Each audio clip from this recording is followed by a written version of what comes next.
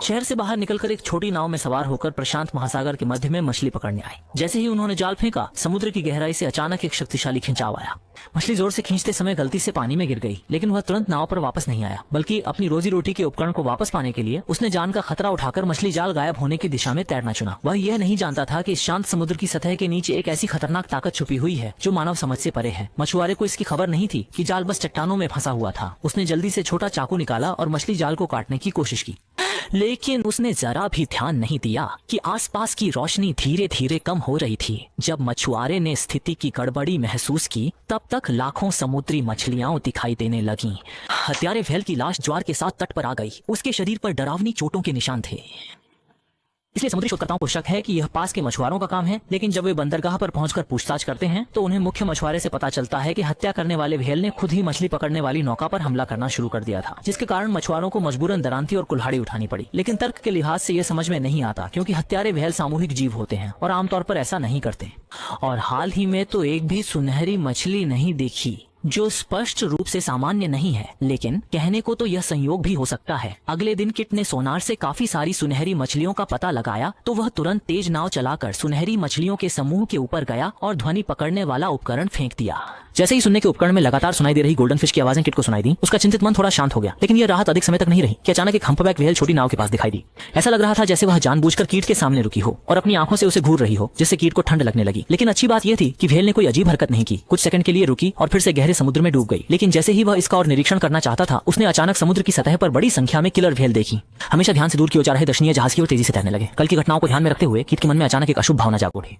अब वह जल्दी से उपकरण समेटकर स्पीड बोट को टूरिस्ट बोट की दिशा में ले चला और पर्यटक इस बात से बिल्कुल अनजान थे कि खतरा पास आ गया है। वे खुशी खुशी समुद्र में कूदती हम्पबैक व्हेल को देख रहे थे। अनजाने में हम्पबैक व्हेल चुपचाप यॉट के नीचे आ गई और तेजी से समुद्र की सतह की ओर बढ़ी। पहाड़ी की तरह उसका विशाल शरीर पूरी तरह से पानी के ऊपर आया और पर्यटकों के चेहरों पर मुस्कान धूमिल हो गई। जब तक वे प्रतिक्रिया कर पाते, टूरिस्ट बोट हम्पबैक व्हेल द्वारा आधी हो चुकी थी और दूसरी तरफ हत्यारा व्हेल पूरी रफ्तार से यहाँ की ओर आ रही थी। कीट ने स्थिति को गंभीर होता देखा। वह जल्दी से अपनी स्पीड बढ़ाकर हत्यारा व्हेल से पहले पर्यटकों के पास पहुंच गया और उन्हें जल्द से जल्द बोट पर चढ़ने के लिए कहा। इसी बीच लोगों ने भी देखा कि नजदीक ही हत्यारा व्हेल डुबकी लगा रही थी, इसलिए वे जल्दी जल्दी बोट की ओर तैरने लगे। लेकिन इंसान चाहे कितनी भी तेज तैर ले, हत्यारा व्हेल जितनी तेजी से नहीं तैर सकते। हालांकि बचाव की उम्मीद आंखों के सामने थी, फिर भी लगातार और लोग हत्यारे व्हेल द्वारा गहरे समुद्र में खींचे जा रहे थे और मारे जा रहे थे। लेकिन इससे भी अधिक भयावह बात यह थी कि ऐसा लग रहा था कि हम्पबैक और हत्यारे व्हेल का यह हमला योजनाबद्ध था। पहले से ही साजिश रची गई थी और समय का तालमेल भी बिल्कुल सही था। ऐसा लगता है कि कोई चीज उन्हें निर्देशित कर रही है। इस वैज्ञानिक रूप से अज्ञात घटना का सामना करते हुए यहाँ तक कि एक व्हेल विशेषज्ञ के रूप में भी कीट पूरी तरह से उलझन में था, जब तक कि उसे एक शिपिंग कंपनी से कुछ सुराग नहीं मिला। कप्तान ने कहा कि जब उसका मालवाहक जहाज कनाडा के समुद्री क्षेत्र से गुजर रहा था तो उसमें कोई तकनीकी खराबी नहीं थी। फिर भी स्टीयरिंग व्हील अचानक जाम हो गया और दिशा नहीं बदल सका। मजबूर होकर उसे बचाव के लिए टगबोट से संपर्क करना पड़ा। लेकिन टगबोट के करीब आते ही अचानक दो व्हेल आ गईं और बिना किसी चेतावनी के टगबोट को टक्कर मारकर डुबो दिया। यह तरीका बिल्कुल वैसा ही था जैसे उन व्हेल मछलियों ने नौका पर हमला किया था।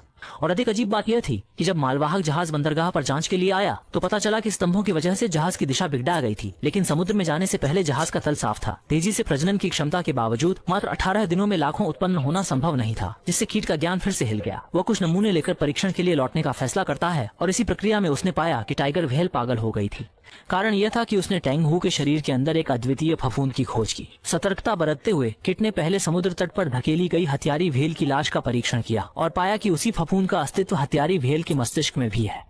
सिद्धांत के अनुसार स्तनधारी प्राणियों में और टैंग हू के शरीर में एक ही प्रकार का फंगस होना बिल्कुल असंभव है। इसके आधार पर कीट को संदेह है कि यह फंगस ही टैंग हू में उत्परिवर्तन और टाइगर व्हेल के असामान्य व्यवहार का कारण है। इसलिए कीट ने सोचा कि वह सुनहरी मछली के हमले वाले स्थान से फंगस के स्रोत का पता लगाएगा। लेकिन उसने अनायास ही पाया कि सभी स्थानों को जोड़ने पर यह दरअसल सुनहरी मछली के प्रवास का मार्ग था और फंगस का स्रोत निश्चित रूप से इसी मार्ग के किसी स्थान पर है। अतः अगले दिन कीट और उसके साथी सिटाइसियन समूह का पीछा करने लगे। किसी भी अनहोनी से बचने के लिए उन्होंने विशेष रूप से तब कार्रवाई की जब सिटाइसियन सो रहे थे। गहरे समुद्र में उल्टे लटके इन विशालकाय प्राणियों को देखकर कीट के मन में डर बना हुआ था। वह हर कदम बहुत सावधानी से उठा रहा था ताकि इन खतरनाक जीवों को जगह न दे। लेकिन फिर भी अप्रत्याशित घटना हो ही गई। जब कीट उनमें से एक पर ट्रैकिंग कैमरा लगाने की कोशिश कर रहा था तो समूह अचानक जाग गया, जिससे कीट का दिल जोर से धड़कने लगा। लेकिन खुशकिस्मती से मछलियों ने कीट पर आक्रमण नहीं किया। हमले की बजाय वे सीधे समुद्र की सतह की ओर तैरने लगे। नाव पर इंतजार कर रहे साथी जियांजुंग ने तुरंत तेज नाव स्टार्ट की और पीछे हटने के लिए तैयार हो गया। किट ने भी सभी भारी वस्तुएं हटाकर अपनी पूरी शक्ति से समुद्र की सतह की ओर तैरना शुरू किया। अंत में गोल्डफिश समूह के हमले से पहले वह तेज नाव पर चढ़ गया। साथी जियांजुंग ने देर न करते हुए तुरंत वहां से पूरी गति से उस समुद्री क्षेत्र को छोड़ दिया। हर 10 मिनट के अंतराल पर पानी की सतह पर आना पड़ता है, इसलिए गहराई में गोता लगाना बिल्कुल असंभव है।